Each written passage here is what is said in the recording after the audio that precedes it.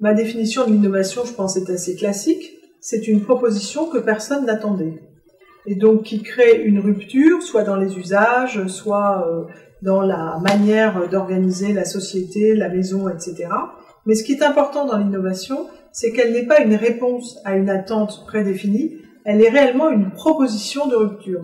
Alors il y a des petites et des grosses innovations, on pourrait dire qu'il y a des innovations incrémentales et véritablement des innovations de rupture, comme Internet, le smartphone et tout ce qui à un moment arrive dans nos vies, sans qu'on l'ait demandé, et qui change complètement notre manière de vivre.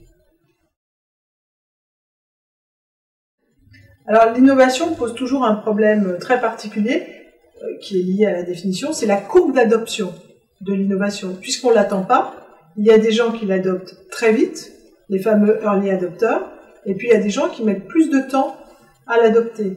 La question quand on a des équipes et qu'on est dans des métiers où adopter l'innovation est clé, c'est d'avoir de très très gros programmes de formation, d'induction, pour que justement on puisse faire adopter cette innovation par des gens au-delà de la courbe naturelle de l'adoption, que finalement tout le monde soit à l'aise avec cette logique d'innovation.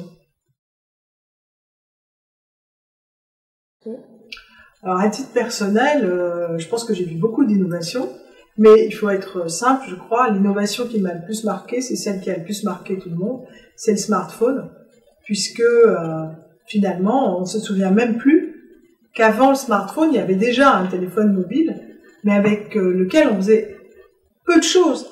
Et aujourd'hui, on est, la majorité d'entre nous, avec ce qui s'appelle encore un smartphone, faire majoritairement autre chose que téléphoner. Donc d'une certaine manière, même le nom est faux. C'est le Smart Life Object, beaucoup plus que le smartphone.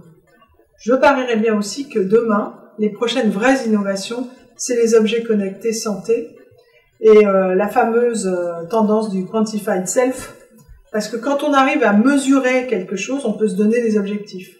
Et dans les enjeux de prévention santé, ça va jouer un rôle énorme. Voilà. Et on verra.